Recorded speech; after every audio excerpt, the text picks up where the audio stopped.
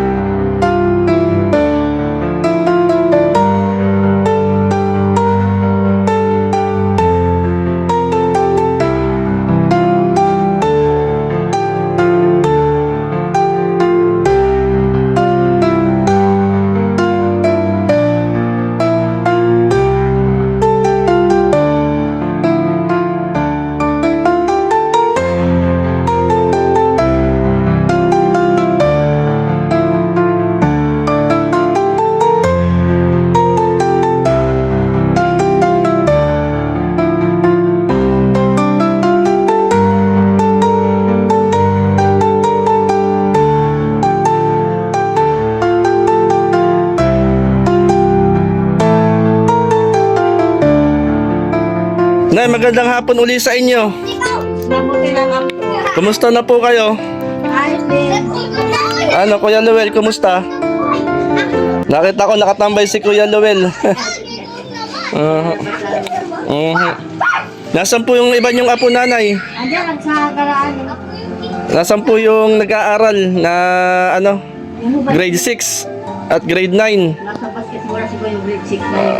Last mong patang yun. Ito pong nandito, yung grade 6 nandito po. Wala nga, nasa basketball na siguro. Magandang hapon mga kalingap. Andito ulit tayo kay Kuya Luel. At siya po yung ating kumustahin po muli. Yan, medyo malakas yung sounds ng kapitbahay nila. Ano mga kalingap. Kuya Luel, kumusta ka? Kumusta ang buong maghapon? Okay naman. Mainit ano? Anong ginawa mo maghapon? Dito lang. Tambay lang. Ako ay bumisita uli para may dala ako na gamit ng mga kapatid mo sa pag-aaral. Yan, para magamit nila. Anong ginagawa mo doon kanina? Nakaupo lang. Tambay lang. Tambay lang. Ginagawa mo doon kanina, Luel? Nakaupo lang. Nagbibilang. Nagbibilang ng dadaan. Nagbibilang ng dadaan. Kumusta ang magdamag sa pagtulog? Anong binili mong ulam? Baboy? Okay naman. Okay naman ang kain. Mabuti, Buti hindi umulan.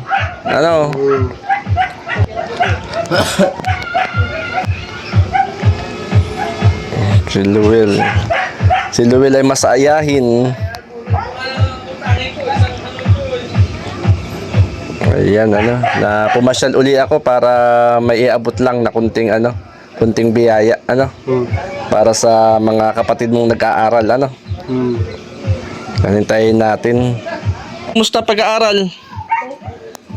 Anong grade mo na? 6. Grade 6 ka, saan ka nag-aaral? Dito, sa elementary. Yan po pala. Kuya, ilang gamit ang kulang sa'yo? Ilang notebook? 8 na notebook. Yan. At nanay, meron po akong may dala po akong mga notebook. Ayan yung kaisa. Ay, yung isa. Sige po. May dala akong mga notebook. Ito po, nay. Yung notebook po, pakitingnan na lang po. Para magamit po ng mga apo po ninyo sa kailang pong pag-aaral. Yan po ay galing po yan kay Ate B Considerate at kay Ate Landmarks po. Na kayo po ay yung pang-apat na nabigyan po namin ng mga notebook na magamit sa pag-aaral po ng inyong apo. Yung ako mahiyan na yan. Bali po yan nanay, 16 na notebook po yan. Yan po, 16 na notebook. Nasaan yung grade 6 po? Para pili siya, pili. Totoy, pili ka. Ilang kailangan mo? Totoy? Ilan? 8? Ayan, pili ka ng 8 notebook. Nalaglag. Ilan yan? Kulang yata yan. Bali 16. Tig-8 sila yung grade 6. Nanay, saka yung grade 9. Magamit nila sa pagpasok po nila. Dalawa pa ngayon dito, 3 pa pala ngayon. 5 lang na nakuha mo. Yan, bali 16 po yan. Maraming salamat. Opo, galing po yan nanay kay Ate B Considerate. Saka kay Ate Landmarks po. Na bali ilang estudyante na rin po nanay ilang estudyante na rin po yung aming nabibigyan ng mga notebooks, yung mga mag-aaral na kulang yung gamit nila. Ito walang, isang notebook ang dala-dala nito nung ron. Isang notebook lang ho. Saka isang papel. Ayan po. Bali 8 po yan. Tig-8 po sila nanay po. At magamit po ng inyo pong ng inyo pong apo. Ayan. Money na ang panan. Ano si Kuya mo? Ikaw, Totoy, anong grade mo? Grade 1. Ayan Ganito mo ba? May gamit na silang ginagawa. Si Luel, kung nag-aaral si Luel, bilhan ko ng gamit din to eh. Hindi pala nag-aaral si Luel. Oo. Mag-aaral si Bunso. At nabigyan sana ng gamit din. Yan sa simpleng bagay nanay ay makatulong din po sa inyo. Ano po? Yan. Nanay, ako may dala rin po akong ano. Yan, kuhain ko lang po. Pinabibigay din po sa inyo ni Ate Inday PB. Yan, kuhain ko po itong bigas na galing kay Tita Inday PB. Ay kuya, magandang hapon po. Noel, bigas. Nanay, bigas po. Oh, yan. Bigas po, galing naman po yan kay Tita Inday PB. Isa sa mga nagbibigay ng blessing. At ilan po na 5 kilong bigas na makatulong din po sa inyo pang saing po ninyo. Ano po? Kaya maraming salamat kay Tita Inday PB at kay Ate B Considerate. Yan na, ano masasabi nyo, Nay? Ay, ako po nagpapasalamat na marami sa mga nagbigay. Dahil laking tulong sa amin itong bagay na ito. Hindi namin utangin sa tindahan. Aho. Sana kami, pag nalagyan ng anak ko, kami nagbabayad. Kumbaga ay ilang notebook ang gamit ng apo nyo? Hindi yung pag pumapasok ko. Isa lang. Isang notebook lang. Ang daladhala sa Aho, edi yan nanay, kompleto na yung notebook ng inyong apo. Na bawat subject ay bukod-bukod yung notebook. Ano? Ayan. Ano masasabi mo, Kuya Luel? May mga notebook na yung iyong mga kapatid na magamit nila sa pag-aaral. Ayan ah. Para bawat subject, isa-isang notebook. Ano po? Ano yun? Bigas, ano ho? Aha. Nay, ano pong, anong kahilingan nyo kay Luel? Kailangan meron siyang wheelchair. Wheelchair, ano ho? Oo, kasi si Luel, di siya makalakad mag-isa, ano ho? Mabigat ay. Oo. Buhatin. Tapos mag-pray po tayo na may hipuin si Lord na tumulong kay Luel na magbigay ng wheelchair. Gusto mo ng wheelchair? Oo. Para hindi ka nahihirapan maglakad. Oo. Yan, pray natin na Sabari. may hipuin si Lord na magbigay, ano. Pero hindi ako nangangako. Basta ipag-pray natin. Ano? Ay, yan, natawa. Ayan, bilang isang lola, nanay ano po, ni Luel, kumbaga ayun po ang isa sa ano po nyo, kahilingan. Na kasi, May pasimangan ito sa bali. Hindi ko na kaya buhatin. Malababigat sa kasi ito. anong una binubuhat nyo siya? Oo, nung una. Wala ano ho. Sige nanay, i-pray natin ano, na may hipuin si Lord na kahilingan nyo na wheelchair para kay Luel, para maipasyal nyo sa baryo. Nung una pala binubuhat nyo siya ano, Ba't namin pasabay? pasan-pasan ninyo. Ngayon ay mabigat siya. Bigat na hindi ko na kaya. Hindi nyo kayang buhatin. Sige po nanay, ano po. At yan po nanay. Yan para po sa inyo po yan. Mga notebooks para sa inyong mga apo. Bigas para po may pansaing po kayo. At maraming salamat muli kay Tita Inday PB. Ano, Luel? Okay, pray tayo. Mag-pray lang ha. Pray lang tayo. Sige, pray tayo uli. Panginoon, maraming salamat sa hapong ito, sa biyaya ng buhay at kalakasan. Ikaw po magpala kay Lola Ibon at kay Luel at sa kanyang mga mahal sa buhay. At katagpuin mo po, Panginoon, ang mithiin at naisin ng kailang pong puso. Marami pong salamat sa mga biyayang pagpapala na ipong pinagkaloob sa amin. Salamat, Lord, in Jesus' name. Amen. Ano, tuloy na ha. Basta pray lang tayo. Malay natin may gamitin si Lord ay sisipot na lang ako dito. Ano?